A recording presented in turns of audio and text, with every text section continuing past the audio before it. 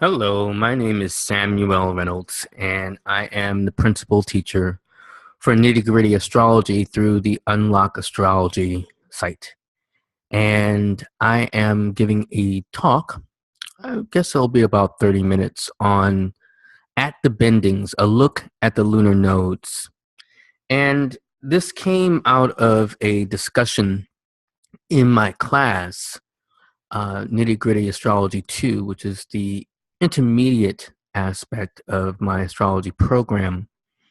And during the course of a class, we stumbled on the fact that there's not a lot talked about on the web about the bendings, and specifically, there's not as much information about the nodes, free of some aspects of dogma that I'll go into a little bit during the course of this presentation. And so I just want to share briefly some of my thoughts and to give some examples as well of charts at the bendings or charts where we can illustrate the bendings and take it from there. All right. So what are the bendings? So the bendings literally are the other arm or axis to the one established between the north and south nodes. To use the illustration that I have here, I'll just point out that you see the north and south node along a particular axis, just to kind of, and I'm going to go over this again about what the nodes are. But you can see that the north and south node are directly opposite to each other by sign and literally by degree. So in this particular example, we have a chart where the north node is at 27 degrees, 25 minutes of Aries, and directly opposite to that point, we find that the south node is at 27 Libra and 25 minutes. So that establishes one arm of the cross. Then perpendicular to either point of the axis, we have another arm that goes roughly from 27 degrees and 25 minutes of Capricorn to 27 degrees and 25 minutes of Cancer. Now, what's interesting is in this particular example and chart, the cusp of the 12th house is pretty much analogous using a particular house system. I think this is Regiomontanus. This particular cusp is almost exactly parallel, or I should say perpendicular to the axis for the north and south node. So that's just a matter of a happy accident. But so that's not always going to be true in any particular chart. But what is true is that the bendings by point, by what we call the south bending or the north bending, which I'll identify in the next slide or so, at either particular point, it's going to be of the same degree and of the same modality as the prime axis of the north and south node. So when I say modality, we're talking about along the spectrum of the quadruplicities, whether it's cardinal, mutable, or fixed. Now, that's literally what it is. Symbolically, it's a crisis axis in a chart along which planets or points could fall with regard to the nodal axis. So it highlights a particular crisis or point of change that is bound to happen along the symbolic measure of the point that's highlighted. So for instance, if it's Mars, then it's going to be some kind of crisis that comes up in relation to things that are Martian, which we'll go over. Or if it's the sun, then it'll be things that are related to a solar set of intentions. Or if it's Venusian, it's going to be from Venus.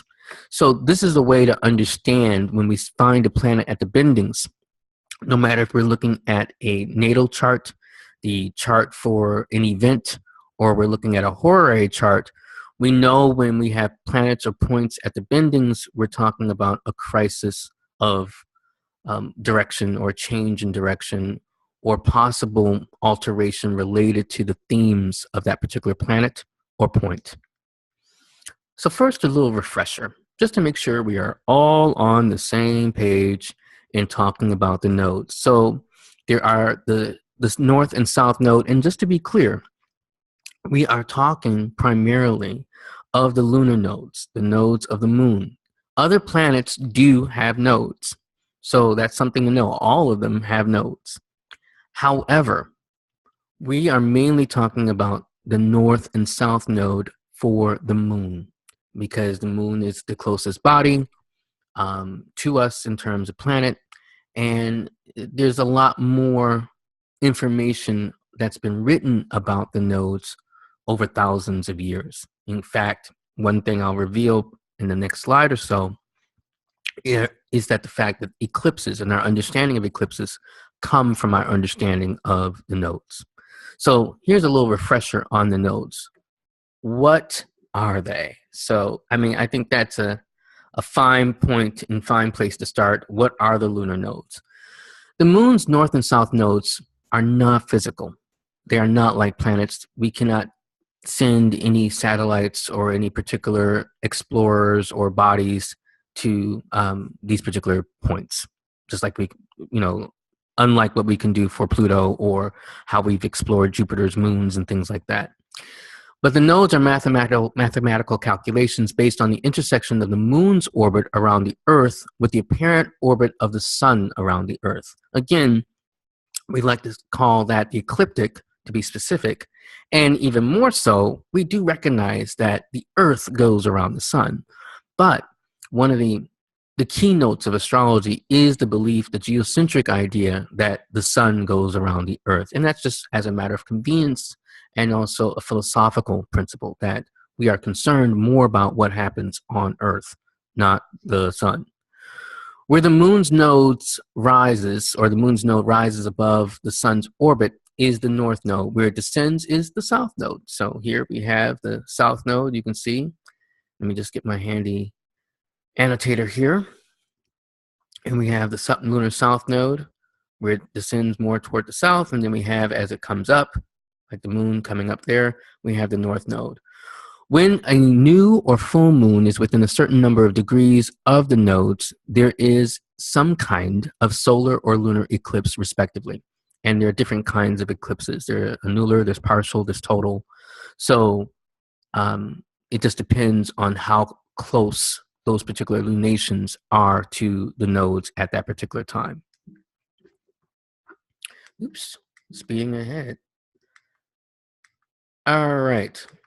The south node, also called Ketu, or the dragon's tail in Vedic astrology.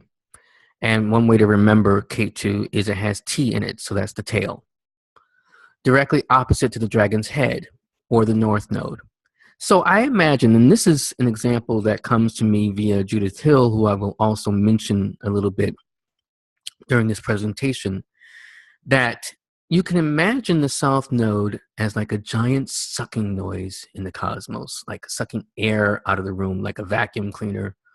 Or, going along with an analogy I'm going to build on for the north node, a cleaning filter for a central air system. So I moved recently into an apartment building after being in a brownstone for 11 years. And, in apartment buildings, there's central heating and central air, which are really boons. But one of the things that we did not know, my wife and I, when we moved into our apartment building, is that there's a filter that has to be cleaned and changed every month or two. And that filter draws up all the nasty air and all the different toxins that come out or are blown out through the heating and cooling ducts. So you can imagine the south node as that cleaning filter. From a modern point of view, many modern astrologers talk about it highlighting karma from your past, including your past lives, your immediate past, or the past of your ancestors. So it deals with, just broadly, conceptually, the idea of one's past. So that's one way in which we can think about the nodes and what they symbolize. Now, I'm going to say something very briefly, because I do make mention on my website, unlockastrology.com, why I have a certain issue with the alignment of karma with the nodes. And it's very simple. And it's not something directly from Vedic astrology. Vedic astrology, as inspired, not necessarily directly taken from the Vedas, the Hindu scriptures that have been preserved over millennia, they do mention reincarnation and the idea of past lives. But in Vedic astrology, one looks at a whole chart and particular yogas and particular connections and alignments that testify to what might be your different parameters of karma. But in the 20th century, mainly some other astrologers like Dane Rudger, Martin Schulman, are the people who made a direct alignment with the nodes and karma. That is not something directly from Vedic astrology. You won't go to a Vedic astrologer, an Hindu astrologer, and they would just focus on your nodes as the manifestation, and particularly even your south node as the manifestation of what we can glean about your past life. That is something that is, like I said, more modern and not from a particular tradition. Now, is it valid? Does it work? Is it true? I'm not going to attempt to validate or evaluate any of those things in this particular presentation. It's beyond the scope of that. But I am not someone personally who believes in karma or subscribes to the use of karma that way or past lives. So I'm not inclined to agree on that, but I'm also not going to advocate against someone else's dogma or belief system. So I only can be clear on what I believe, and on a different recording, a different time, I can say why. So, but that is, just to make clear, that is more of a modern assignment. But we can say the South Node is how you're learning to preserve key character traits that have been developed or overdeveloped from any dimension of your past, your personal past, from your ancestors, or if you are inclined to believe in past lives, your past lives. You may have come to rely too much on the traits of the South Node, so you will have to push for newer associations and activities, more so from the opposite point, the North Node. Now, one thing I also like to highlight is that the South Node, just like any particular thing, can be neglected. So one thing I have discovered over the years, and I was introduced and taught about the South Node in relation to karma and past lives when I first got into astrology. So, and you know, there's a couple set of books that explore that. Jan Spiller's books are probably the most notable. And so I had her books for a long time, where she taught those particular things. But one thing that can be emphasized, that you can come with this binary that the South Node is bad, bad, bad, and North Node is good, good, good, and you emphasize just the North Node, but the South Node can be neglected, where you are not focused on maintaining, or as I say, preserving particular key traits that for one way or one reason or another you've developed. So it's important that you keep both connections, and I go into that in the next slide in a second. One thing traditionally that the South Node is said to be connoted with are the traits of Mars and Saturn. And again, both nodes are powered by the moon. The nodes, you can say, are like the story of your dominant and non-dominant hands. Your South Node would be like the story of your dominant hand. So we can imagine that your South Node, for example, deals with the aspect of, let's say, if you're right-handed, that would be the story of your right hand. So most times when you have a dominant hand, it's a very strong hand. It's a hand that you've kind of worked on and developed and, you know, have at the point of like key strength. Then your North Node, right, would be more analogous to your left hand. So we can say that your less dominant hand is like your North Node, which you have to kind of work and keep developing and keep working on in order to kind of get to a level of advancement. So that's one parallel I've come up with in teaching the North and South Node, that you can find different ways in which to think about them as either your left or your right hand. If you're right-handed, again, that would be your dominant hand, and if you're left-handed, that would be your less dominant hand.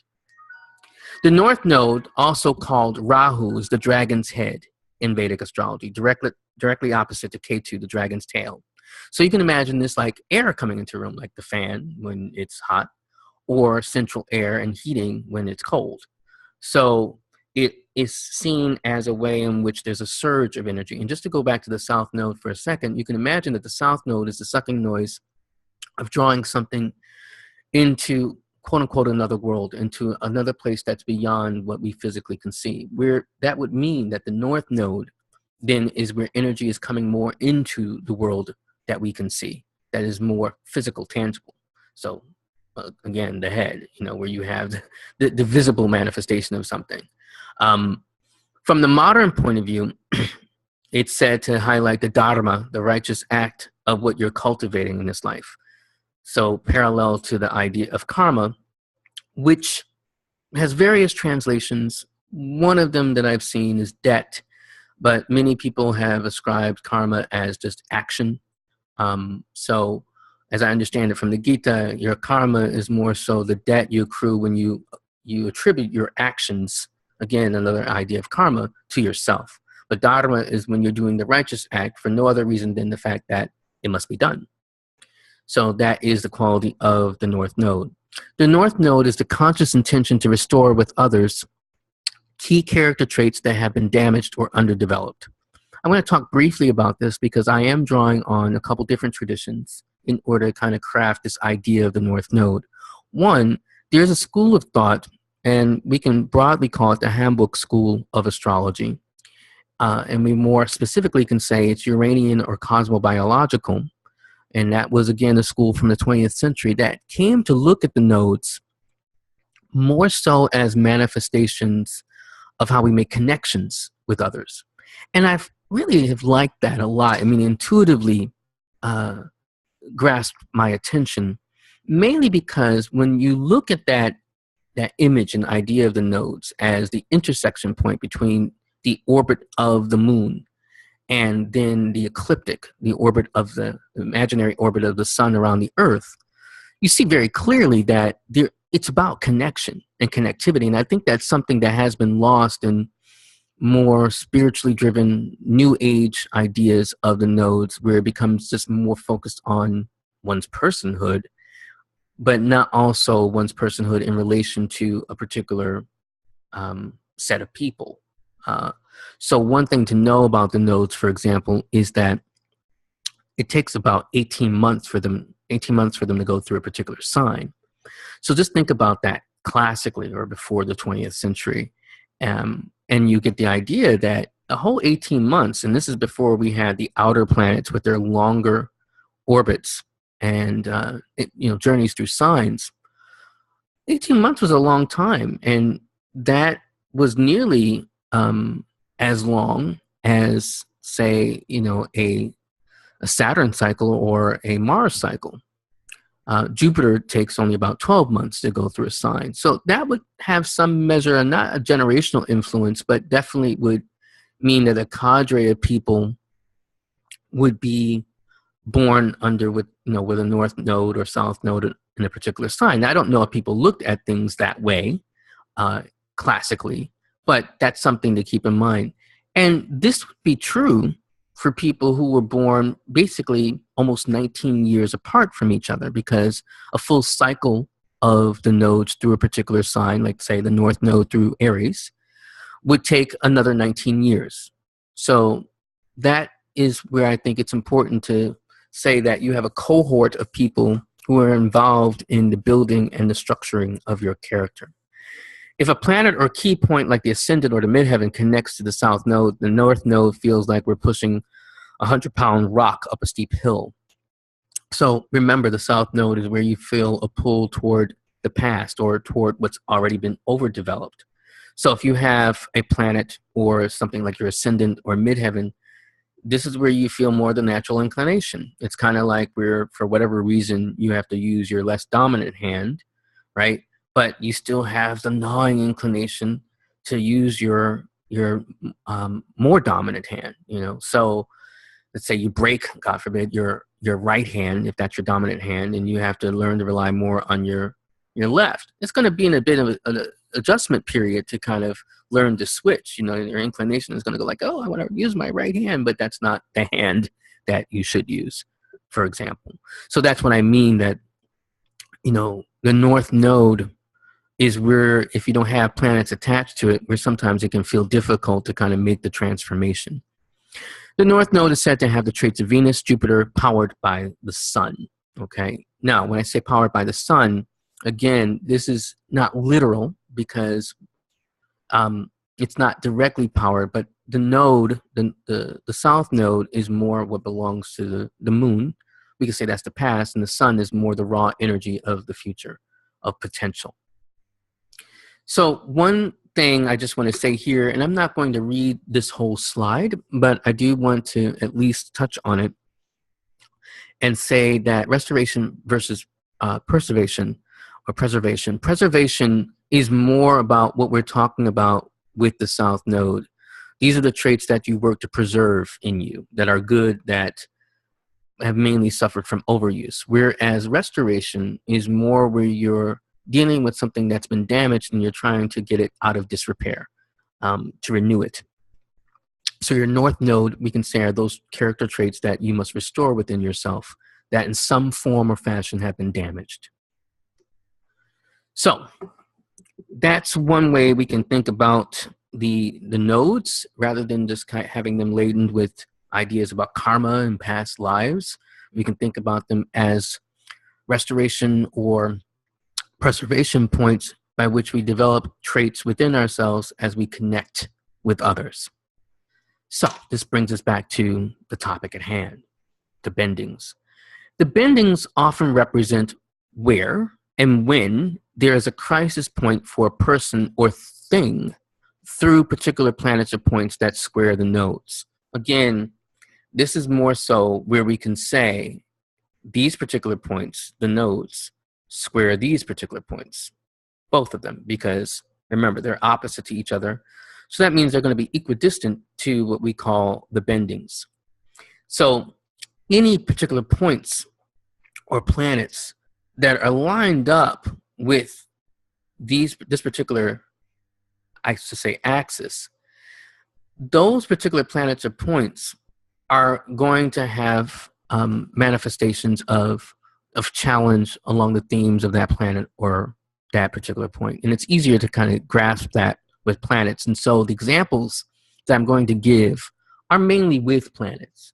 But in general, that also can apply to, like I said, the ascendant or midheaven or other points that you might want to use. Let's say you're into Lilith or you're into Chiron, and you might see that Chiron is at the bending. So if you're adroit and adept at interpreting Chiron, you might want to look at how Chiron might manifest as a crisis issue for this particular person or event or horary if you're doing that.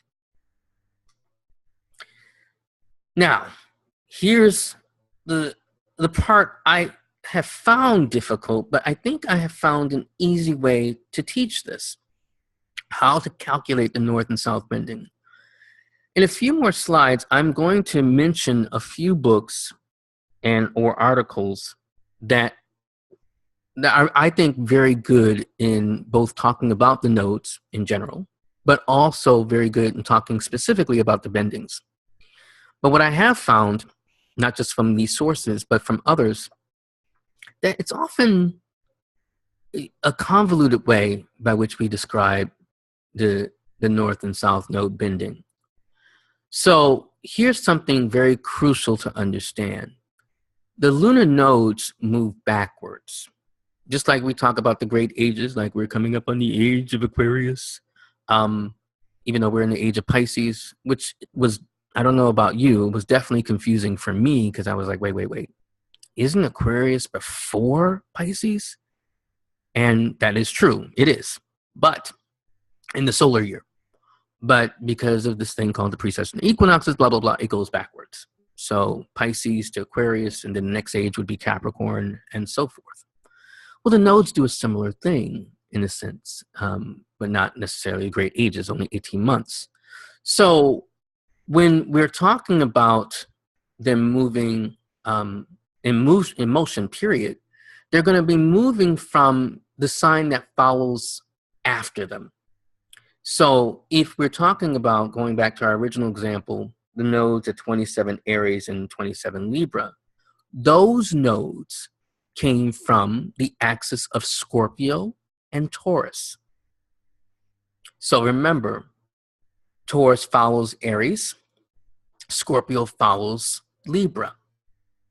So just remember, they're moving backwards. So if we're seeing nodes at 27 Libra and 27 Aries, the point before was actually 28 Libra, 28 Aries. Then before that, it was 29 Libra, 29 Aries. And then before that, it was 0 Taurus, 0 Scorpio. Now, that's the key thing to note. Okay, get it? Got it? Good. Think about the nodes by their modality is the next thing to realize. So we're looking at nodes that are along the cardinal axis, specifically of Aries and Libra. So if we go before, if we're talking about defining the bendings, then we're definitely going to be going toward the next axis that is cardinal. And the next axis from the signs before, right? Or I should say the signs after, right, would be along Capricorn and Cancer. So the bendings are going to be along Cancer here and Capricorn. Okay, fair enough. Now, which one is the south bending and which is the north bending? And that's where it gets weird. Well, this is where you have to think about, well, where did this one come from? This is the north node in Aries. So if we're talking about the signs that follow, right? Then remember, it came from here. Now, one way this is described, yeah, it was talked about in terms of going clockwise or counterclockwise. I don't find this always works. But what does work is if you think about, well, it came from, not where it's going, because remember, the north node here is going to be going down, down, down, down toward Pisces, and then down, down, down toward Aquarius, and so forth. That's where it's going. But where it came from means that it's going to go in order of the signs. So Aries, then to Taurus, then to Gemini, to Cancer. So this north node came from Cancer. This is the north bending. That means, by logical motion, because the nodes are always opposite, that the south bending for the south node came from Capricorn.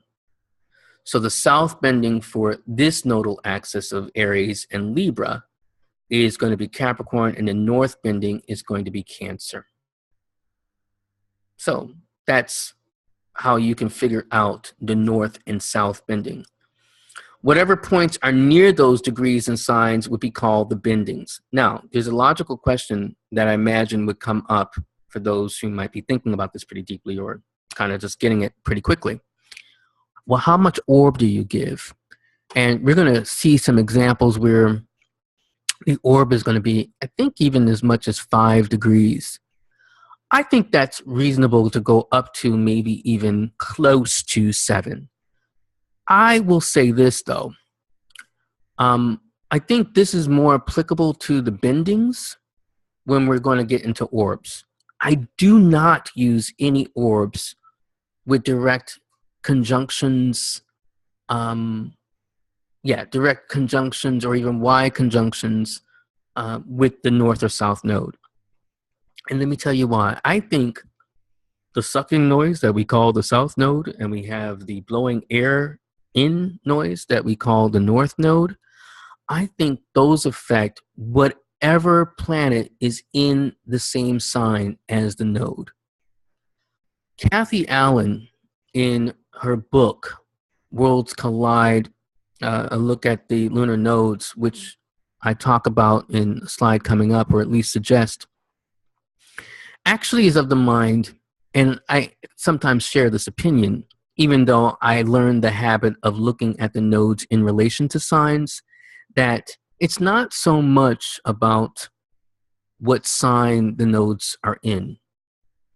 It's so much about the ruler of those nodes. I think there's a lot to that because I think that's generally how good astrological analysis works. I'm not a big fan of signology where we kind of go with just the meanings that are associated with the signs. We should pay attention more so to the rulers. So I'm not, when I say that I look at the prism of the planets that share the same sign as the nodes, I don't look at it so much through the sign as much as I think if we go with whole sign houses or any particular way, that gaping hole or that rush of air that comes to either the north or south node is something that affects all the signs within the range, or all the planets within the range of that same sign. So I think that's important, but I mainly look at that in terms of conjunction. I'm not as sold on it in terms of opposition. So if your south node is opposite to your Saturn, I don't think I'm emphasizing so much the south node opposite to your Saturn as much as your Saturn is in the same sign as your north node, for example. All right, so this is where I want to touch on what are some, good choice material for looking at the bendings. So there is a piece by Mary Plum at the Mountain Astrologer, and there is the URL for it, http mountainastrologer.com, TMA or /TMA / at the bending. At is hyphenated. At the bending is hyphenated. Then you have Dr. Lee Lehman's chapter on the nodal cycle from Ptolemy to Rudger in Classical Astrology for Modern Living. That is the title of her book, Classical Astrology for Modern Living.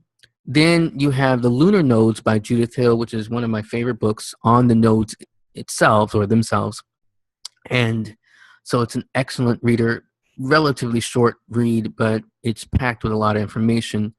And then there are a lot of great ideas in Kathy Allen's When Worlds Collide, another look at the lunar nodes. So these are some other sources where you can get information on the bendings. So let's start looking at some charts. And I'm going to start off with a couple charts that, in terms of ideas, I got from Mary Plum, from her article. And I have been familiar with Drew Barrymore's chart, not the other chart that I'm going to talk about, even though I read David Deda's excellent Way of the Superior Man, which I would recommend, especially for any men. So I think that was very interesting. And so I'm going to look at least two charts that she suggested, Mary. And I think they're strong illustrations for understanding the bendings. So again, this is where we can see the south node and north node for Drew Barrymore.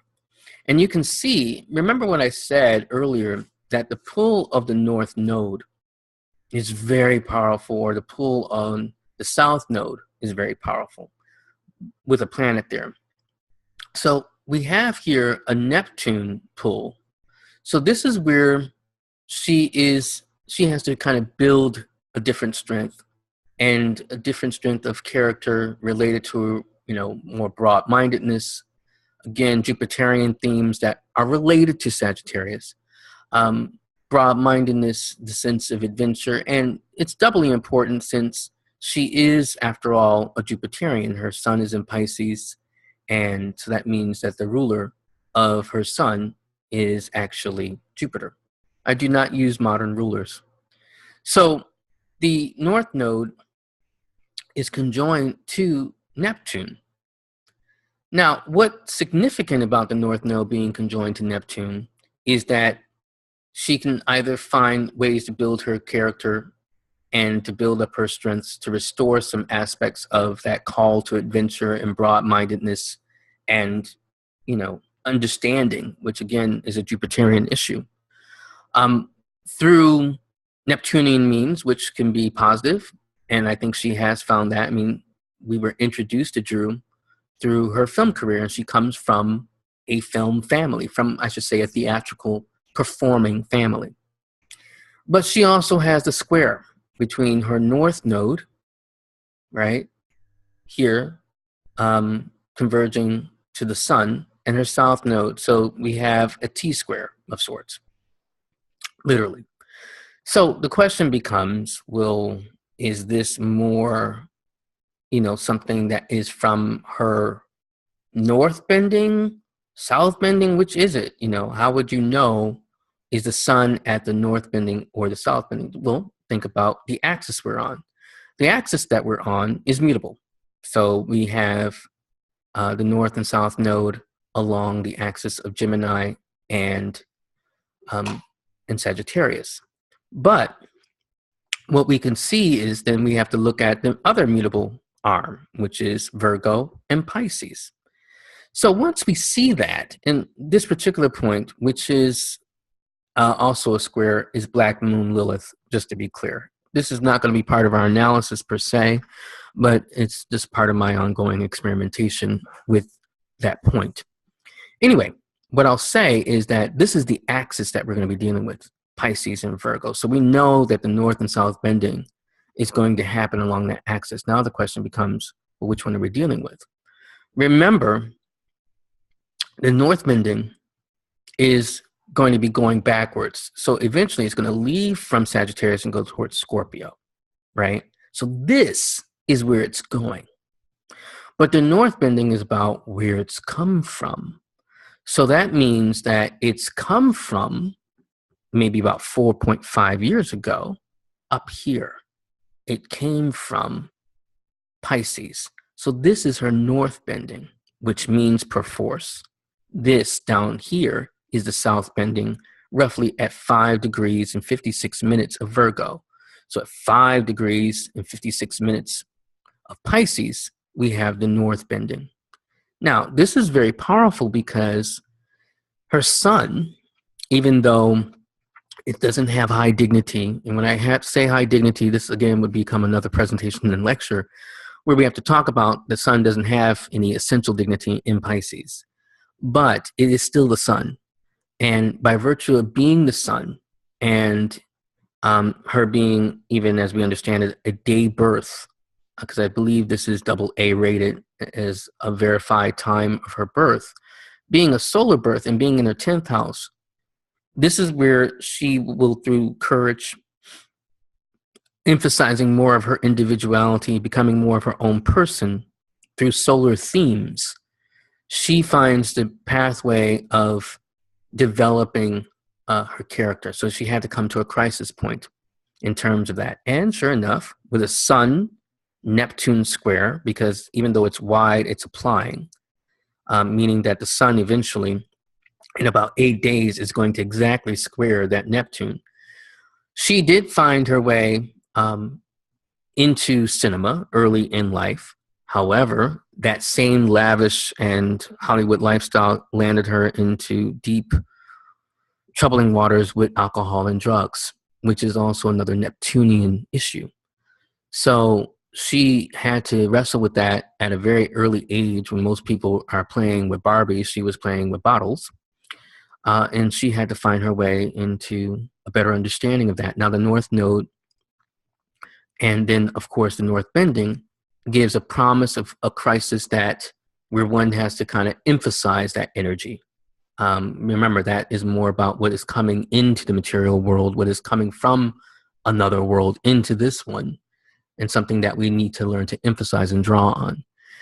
By that same extension of logic of what I talked about, the North Node kind of pulling in, or the South Node pulling in the planets in the same sign, we could say the North Bending, to some degree, might be drawing in some of the other planets. And in her particular case, her Pisces and Jupiter are gangbusters. I mean, they're very strong in terms of essential dignity. So even though the self-indulgence of that Venus and Jupiter kind of led her toward a darker path, she did find her way into a brighter path. And I believe some measure of that comes from the exaltation of those planets. When I say comes from, doesn't mean that those planets made it happen, but signify that she would find a way toward a better form of that crisis. She probably still loves her chocolate or particular things that give her pleasure, but she found a different way to experience those pleasures. So this is David Data's chart. And I don't know if you can see that, so I'm going to move that out the way. Here we go. So this is David Data's chart. And again, he is an author and yoga teacher, and he's written a number of books where he's attempting to renegotiate our understanding of masculinity, especially in relation to feminist ideals and principles. without quote unquote, this is always a concern for some men of compromising masculinity. He's giving a new vision of masculinity. Well, this is also seen in this chart. So we see here that he has the positive pull of Jupiter and Neptune in Scorpio to his north and south node along the Scorpio and Taurus axis. So Jupiter and Neptune are conjoined to his north node. So he is along the fixed axis. So we can anticipate that wherever his north and south bending is going to be, which one we're going to figure out is the focal point, it's going to be also along the fixed plane. So that is likely to be, not likely, it is literally going to be along Aquarius or Leo. But which one is which? Now remember, we're going to be going backwards from Scorpio into Libra. So this is where the North Node is going. But where did it come from? And remember, the story of the bending is pretty much the story of where the nodes came from, whether it's the North Node or the South Node. His North Node then is going to be going toward the previous, or I should say the next fixed sign along the wheel, which is Aquarius. But it came from Aquarius. So it went down here and then eventually through Capricorn, through Sag, and then into Scorpio, and then to one Scorpio. So his north bending is Mars. His south bending, perforce, sorry about that, his south bending is Uranus. So here we have something very interesting. The expression of his north node with Jupiter and Neptune, which deals with aspects of spirituality and growth and how one broadens one's understanding of the world and spirit. Neptune, we can talk about how we are dealing with the aspect of using the mind and the imaginative powers of the mind to either perceive or deceive either ourselves or others. He finds, I would say, the positive expression of this with Mars at 0 degrees of Aquarius. And what's, I think, even powerful about that, it also shares its connection with Venus. So there's a way in which he's attempting to unify the Martian principle even with the Venusian principle. Even though they're separated by 13 degrees, I think in terms of the north bending, I think it still has a power and a draw toward what he can develop, what he can bring into positive focus. What he is releasing is kind of a certain aspect of, Uranian ideas, but he's synthesizing them. So he synthesized the badassness of Uranus, kind of where one has to kind of be brash and do something novel. And he could have just been content being a yoga instructor in the 70s or 80s, and kind of being a pioneer, but he decided to draw on his pioneering spirit and cultivate it more toward the energy of Mars and Venus. So he released more of his south bending, and this is important. Sorry about that going forward. The south bending, one thing to know about it that's significant is that the south bending really is the point where, true to form like the south node, where one has to release certain conceptions of that point, certain conceptions of, let's say in this particular case, Uranus, certain conceptions of how you think things should go with that point, and challenge yourself to sacrifice those ideas in order to grow in the direction of your north node. It also can suggest where you have to reform that and preserve. This is not the same as restore, because you're not restoring this. You're preserving the best of this particular planet or point, but at the same time, you have to refine it. So that's a little different than how I would talk about the north node, south node. The south node, again, would be where we have to find some means of preserving something that we've already overdeveloped. But I would say the south bending is where we have to refine that.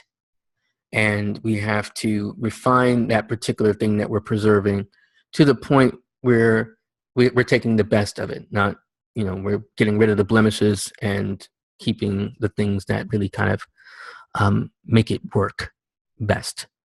Whereas the North Node and the North Bending, we're talking about those things that have to be restored, and then this North Bending would be more so the point where we have to even refine and focus in on the best of that particular planet and point in order to make it better.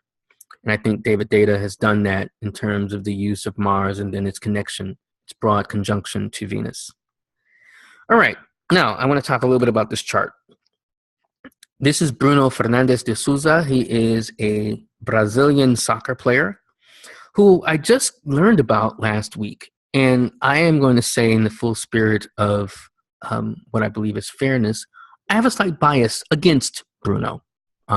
So I'm going to be very honest about that. When I say I have a slight bias, it's not personal. I do not know Bruno Fernandez de Sousa personally. But why I came to look up this chart in the first place was because Bruno's in the news. And he plays for a Brazilian football team that hired him after a brief stint in prison. And why was he in prison? He was in prison because on his order, he had, I believe, a cousin kill his mistress who was pregnant with his child. And, well, she delivered the child. So she was not killed with the child, but killed his mistress and had the mistress fed to the dogs. And he confessed to this. But because of a technicality, he was released after 3 years in prison. And this football team, again, football in the sense that most of the world means it in terms of soccer, this football team, despite the outrage from around the world and especially in Brazil, decides to hire him anyway, and then even threatens to leave that particular city if they apply more pressure on releasing Bruno. And he's a goalie. So, in my own personal opinion, again, I'm giving it as such, I can't imagine a goalie worth gold who would be worth holding on to for those particular crimes. But I was intrigued, and so I looked up his chart. And sure enough, we do not know his birth time, so this is not an accurate reflection of his time or birth. So do not take this as a matter of course that he is indeed a Capricorn rising or has a Moon-Jupiter conjunction. It is likely, in fact, highly likely, if this is his birthday, and this is what I've seen in a couple different sources, December 23rd, 1984, it is highly likely that is, in fact, he has a Moon in Capricorn, considering that the Moon is not going to change signs that day. But, again, I just want to emphasize that we don't know all the dimensions of his chart. But what we do know, what is not going to change that much, is that he has a Mars at the bendings. So which one is it? So we can see that his North and South Node is along the axis of Taurus and Scorpio, but pretty much the inverse of what we can say with David Data. So his North Node, Bruno's North Node, is in Taurus, South Node is in Scorpio, but Saturn's attached. Now remember what I said, when you have a planet attached to the South Node, then it makes the work of the North Node, if there's no planet attached, really, really, really hard. Meaning that the pull to preserve or maintain certain traits and inclinations are buttressed or supported by the planets involved. In this particular case, it's Saturn. So there is certainly a rigidity, and I would imagine there's definitely a rigidity if you are willing to have your mistress killed rather than her make a stink about child support so that your wife and your wife wouldn't leave you, and I guess also compromise, your money-making abilities or money-keeping abilities. And he already had other children. So, and I've been told by one of my followers on Twitter that he also has killed other women or been brutal to other people. So, he's definitely feeling the pull of his South Node conjoined to his Saturn. And we can see that the North Node in Taurus, ruled by Venus. And in this particular chart, Venus is with Mars. Again, this is like the anti-David Data. Venus with Mars, we have a pull here of him if it's in the second house, again, this is a conjecture, toward money, toward things that are Venusian, pleasure. So his pleasure becomes primal and prime for him. The question is, this Mars, which is exactly square to his north and south node and his Saturn, is it a south bending or north bending? Well, we can definitely know that it's going to be just like David Data along the Leo and Aquarius axis. So the question is, when we're talking about Scorpio, where does it come from? Remember, it's going this way. It's going down from 27 Scorpio. Eventually we'll get to 0 Scorpio, and then it's going to go into Libra. So it's going this way. This is for the south node. The north node then is also going to be going this way. It's going to go from Gemini all the way down. Okay. So this is where the north node is going. But remember, we're concerned with the bendings. Where have they come from? The south node has come from up here. So this Mars point is his south bending. This is someone who needed or needs anger management to break up some of his rigidity, his Mars-Saturn square. Sorry about that.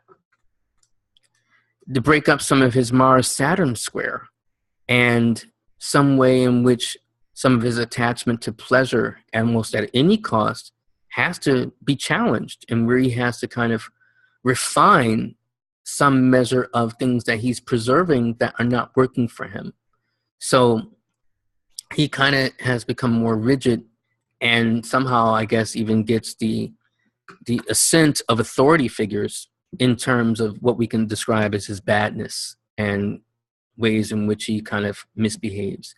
And this is going to be very self-contained for him because, we can see from his chart, he has an exact bipartile Sun-Neptune conjunction. He also has the same one, Mercury-Uranus.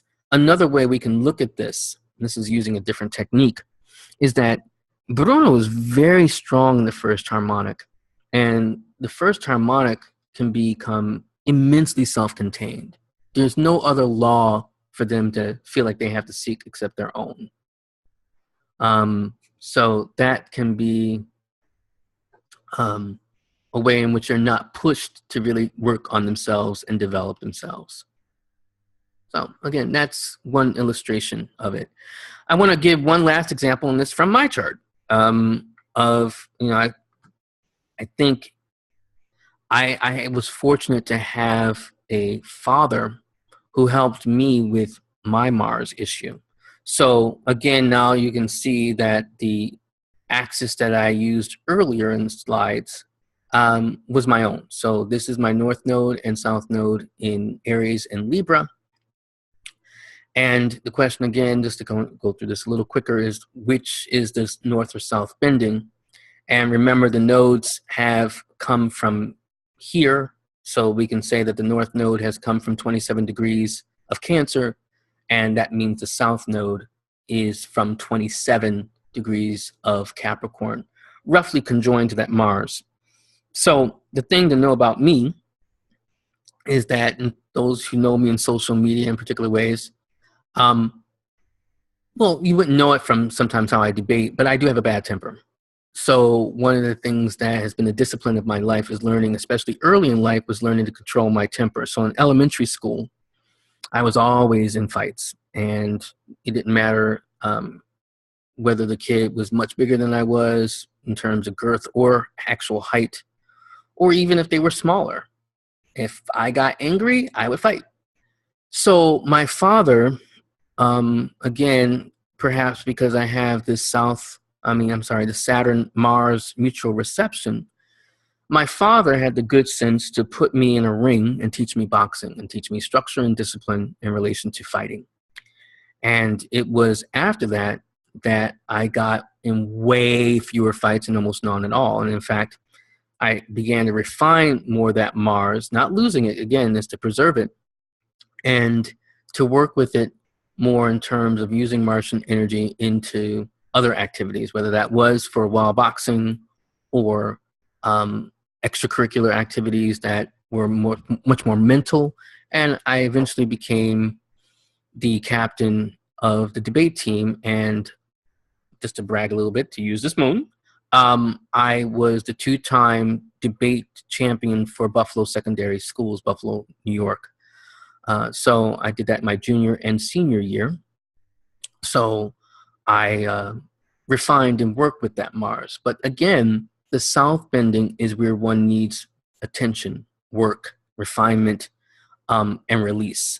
So I had to learn to release, even sacrifice some measure of that Mars and even the ego attached to that Mars in order to win a greater battle. And that was mainly against myself. So crisis can become opportunity, and that is a direct slight on the idea that in Chinese, crisis means opportunity. It does not. You can look that up yourself. I did, because I was about to quote that and realize, like, is that true? And sure enough, it's not. But I do believe crisis can become opportunity. The bendings can illuminate where to focus our attention for awareness and growth. Our perception becomes our power. So where you can perceive things, this is where you can change them. And so with the bending, this becomes your chance to see better and perhaps more in a chart. So I hope this has been helpful, and I would love some feedback. This has been first developed for my students, but I am going to share it, and probably you're hearing it publicly. So would love to hear from you, and thank you, and God bless.